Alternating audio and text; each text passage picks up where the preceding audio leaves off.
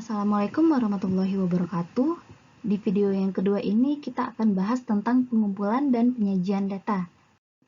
Oke, ini ada dua poin yang akan kita bahas. Yang pertama, tahapan pengumpulan data, dan yang kedua, tahapan penyajian data. Kita bahas yang pertama dulu, yaitu tahapan pengumpulan data. Nah, jadi sebelum kita melakukan penyajian data, kita perlu memahami bagaimana cara-cara pengumpulan data. Ini ada beberapa metode dalam melakukan pengumpulan data. Yang pertama, metode wawancara. Wawancara ini adalah kegiatan tanya-jawab yang dilakukan dengan narasumber. Wawancara itu terbagi beberapa juga. Yang pertama, wawancara terpimpin. Dan yang kedua, wawancara bebas. Nah, wawancara terpimpin ini kita melakukannya berdasarkan daftar pertanyaan yang telah disusun sebelumnya. Kalau wawancara bebas, kita lakukan secara spontan, namun dilakukan sesuai dengan tujuan wawancara tersebut. Oke, yang kedua dengan melakukan kuesioner. Jadi kuesioner ini adalah daftar pertanyaan tertulis yang dijawab oleh responden. Dan yang ketiga juga bisa kita melakukan dengan observasi atau melakukan pengamatan. Kita dapat melakukannya melalui pengamatan fisik terhadap objek penelitian. Dan yang terakhir, melakukan percobaan laboratorium. Jadi pengumpulan data juga dapat dilakukan di laboratorium. Laboratorium yang dimaksud ini berupa setiap ruangan yang memiliki pengendalian ketat untuk setiap faktor yang dapat mempengaruhi hasil penelitian. Nah, selanjutnya tahapan penyajian data. Kalau misalkan kita mempunyai data yang berukuran kecil, kita dapat mudah memahaminya dari data mentahnya karena dia berukuran kecil.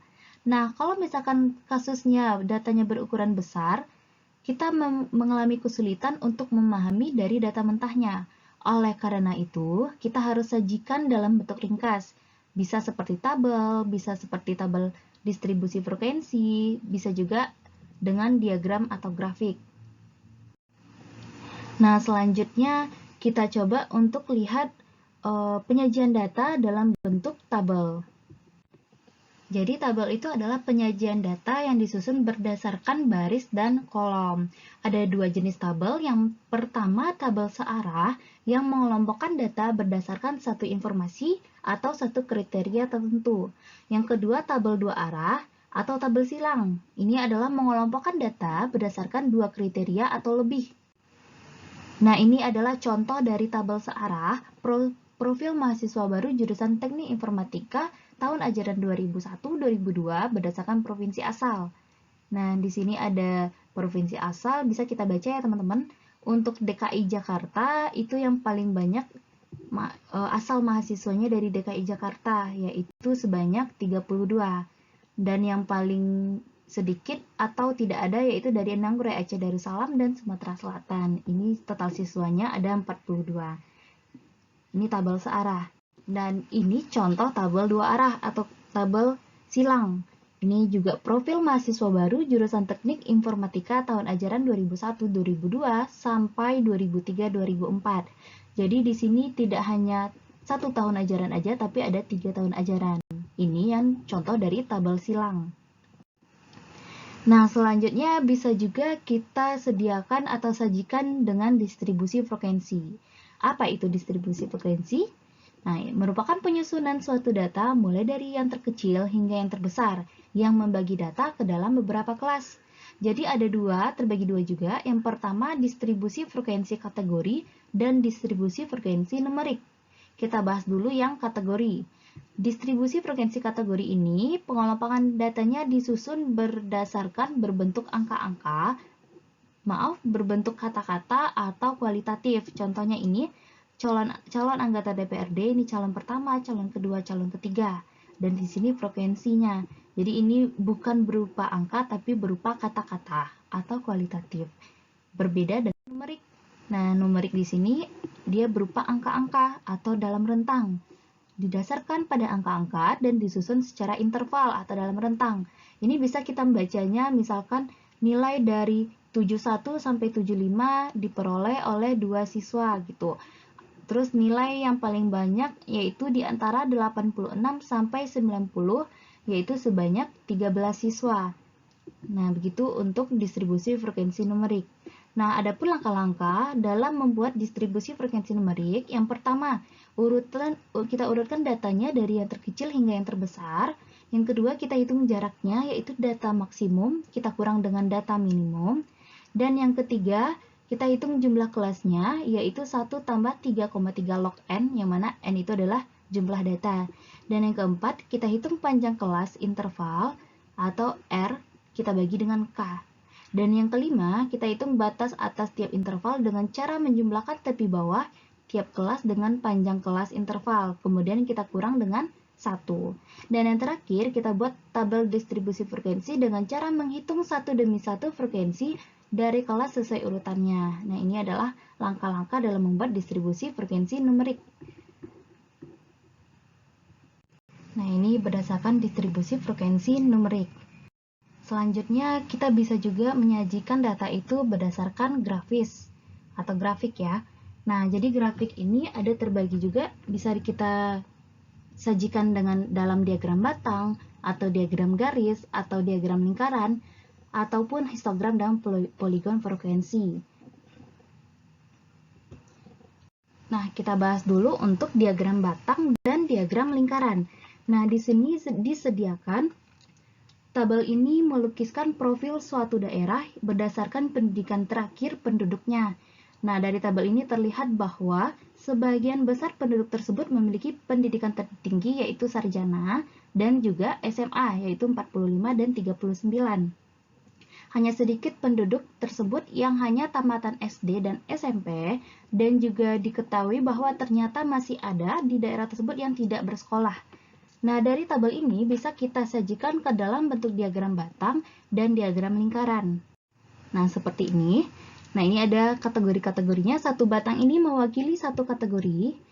Jadi ini maksudnya mewakili kategori tidak sekolah, mewakili kategori tamat SD, tamat SMP, tamat SMA, dan sarjana. Dan batang-batangnya saling terpisah. Jadi tinggi batangnya itu melambangkan frekuensi kategori. Bisa kita baca di sini. Ini 5. Ini 15 dan seterusnya. Dan pengurutan batangnya dari kiri ke kanan ini bisa sesuai dengan kebiasaan umum, abjad, tahun, dan yang lainnya. Seperti ini dari tidak sekolah sampai sarjana. Apa yang dapat kita ketahui dari diagram ini? Bisa kita baca ya rekan-rekan. Di sini yang tidak sekolah ada sebanyak 5 dan yang paling tinggi di sini yang tamat sarjana yaitu sebanyak 45. Nah, selain dalam diagram batang, bisa juga kita sajikan ke dalam bentuk diagram lingkaran. Nah, diagram lingkaran ini dia, lingkaran dibagi menjadi beberapa juring. Satu juring ini mewakili satu kategori, dan luas juring ini persentase atau bisa juga dengan derajat pada kategori. Dan pengurutannya sesuai dengan yang tabel tadi. Bisa kita lihat di sini yang berwarna ungu yang paling besar, yaitu yang tamatan sarjana yang paling banyak. Begitu seterusnya. Apa yang dapat kita ketahui dari diagram ini bisa kita baca ya teman-teman, untuk yang paling banyak tamatan sarjana dan paling sedikit yang tidak sekolah. Nah, untuk menentukan derajat dalam lingkaran itu bisa kita hitung seperti tadi.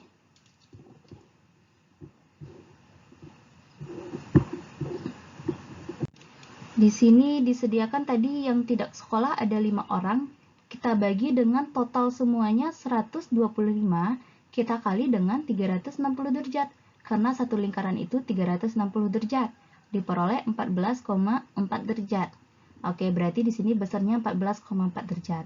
Kalau untuk yang sarjana, bisa kita hitung yang sarjana itu adalah 45, itu yang lulusan sarjana, dan total semuanya 125, kita kali dengan 360 derajat. Nah, itu diperoleh 129,6 derajat. Jadi yang ungu ini adalah 129,6 derajat. Begitu seterusnya untuk tamat SD, SMP, dan SMA. Dilakukan hal yang sama. Oke, yang selanjutnya ini adalah diagram garis. Nah, diagram garis ini biasanya disajikan untuk data yang pengamatannya dilakukan dari waktu ke waktu. Dari 2010 sampai 2016, ini bisa kita baca masing-masing per tahunnya, sehingga ini juga bisa penyajian datanya dalam bentuk sederhana dari waktu ke waktu. Jadi sebagaimana diagram batang, diagram garis ini juga terdiri dari sumbu mendatar dan sumbu tegak.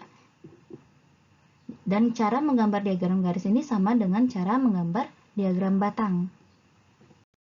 Oke, selain itu bisa juga kita sajikan dalam bentuk histogram. Jadi untuk data selang itu telah dikelompokkan dalam suatu tabel sebaran frekuensi dan dapat kita lakukan menggunakan histogram dan poligon frekuensi. Nah, jadi histogram ini digambarkan dalam bentuk batang yang saling berdampingan. Nah, batangnya saling berdempet, tinggi batangnya mewakili frekuensi kelas, batas batangnya mewakili tepi kelas, dan lebar batangnya mewakili lebar kelas.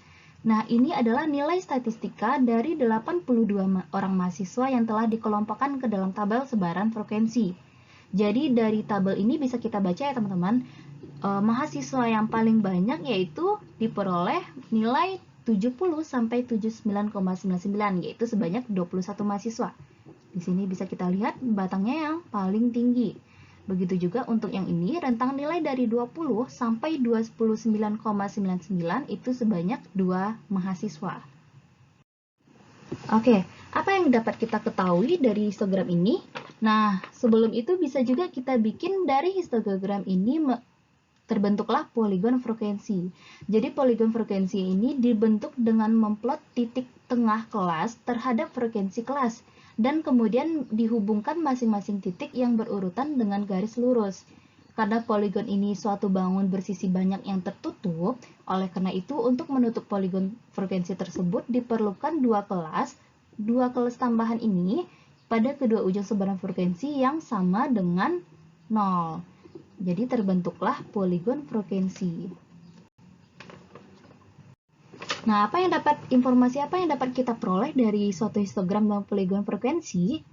Nah, pada dasarnya, suatu histogram ini adalah kita mengetahui bentuk sebaran data. Apakah datanya simetrik, menceng ke kanan, maupun menceng ke kiri. Nah, data yang simetrik diperlihatkan oleh histogram yang seimbang bagian kiri dan kanannya. Kalau data yang menceng ke kanan, itu diperlihatkan oleh histogram yang memberat ke kanan. Di sini memberat ke kanan yang berarti bahwa frekuensi nilai-nilai yang tinggi lebih banyak dari frekuensi nilai-nilai yang rendah. Kalau misalkan histogramnya menceng ke kiri, itu menginformasikan bahwa frekuensi nilai-nilai rendah lebih banyak daripada frekuensi nilai-nilai yang tinggi. Jadi kebalikan dari menceng ke kanan. Jadi dapat disimpulkan untuk histogram dan poligon frekuensi kita bisa melihat bentuk sebaran data tersebut. Oke, begitu ya rekan-rekan. Nah, di sini kita ada tugas. Yang pertama, bentuklah diagram batang dan diagram lingkaran dari data berikut. Nah, di sini ada sajikan tabel. Silakan teman-teman bikin untuk diagram batang dan diagram lingkaran. Dan untuk yang nomor 2, itu soal cerita dan buatlah tabel dari soal cerita yang ini. Oke, untuk video yang kedua sekian dulu. Terima kasih atas perhatiannya. Semoga bermanfaat. Assalamualaikum warahmatullahi wabarakatuh.